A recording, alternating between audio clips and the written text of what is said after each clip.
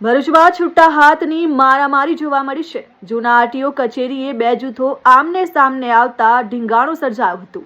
ડાંગો અને પથ્થરોથી એકબીજા પર હુમલો કરાયો હતો। ઢીંગાણુંનો વિડીયો વાયરલ થયો છે। મારામારીના પગલે આસપાસના લોકોમાં ભયનો માહોલ જોવા મળ્યો। આઈસર ટેમ્પો ખસેડવા બાબતે મારામારી વધુ ગંભીર બની હતી। બંને પક્ષના ત્રણ લોકોને ઈજાઓ પહોંચી છે। મારામારીમાં 6 લોકો ઈજાગ્રસ્ત થતા સારવાર હેઠળ છે। બનાવના પગલે પોલીસ કાફલો હોસ્પિટલ પહોંચ્યો છે।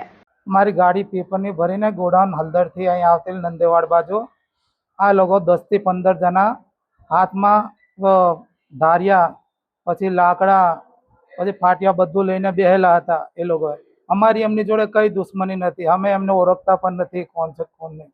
ગાડી પહેલા અંદરથી બહાર કાઢવા છોકરાને મારીને પછી હું હાથ જોડીને એમને રિક્વેસ્ટ કરતેલો કે ભાઈ તમે હું ધંધેદાર માણસ છું, મારા જોડે કંઈ ભેજામાર ના કરો, મારી ગાડી નીકળી જવા દો।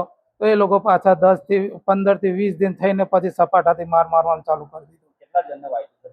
અમારે 3 થી 4 જણને વાગ્યું છે। અમે તે ચોકડી પર ગાડીઓ લઈને ફેરા મારીએ છીએ। ત્યાં રસ્તો બનતો એટલે ભાઈ બીજી જગ્યાએથી કાઢતો હતો ગાડીઓ, એટલે પછી અમે એવું કીધું ભાઈ અહીંથી ના કાઢ, આ ગાડી આપણા વાયર રોડ છે, એને ઊંચી આઈસર ભરેલી હતી।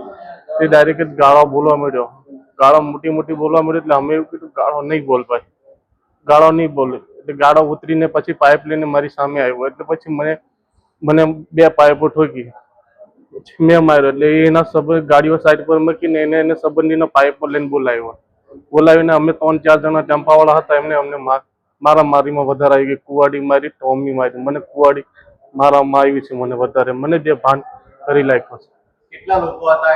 એ લોકો શું હથિયારો લઈને આવેલા? એ બધા ટોમી હતી, પાઇપો હતી, એંગલો બધી હતી ને કુવાડી હતી, એ બધું લઈને 20-22 જણા ઉપર હતા માણસો, અને બીજા માણસો આવ્યા હતા એટલે પછી અમને બે ભાન થઈ ગયું હતું। અમારી અંદર કેટલા લોકોની ઈજાઓ થઈ છે ને 3 જણાની ઈજાઓ થઈ છે। Sachin Patel, RN news, Bharuch.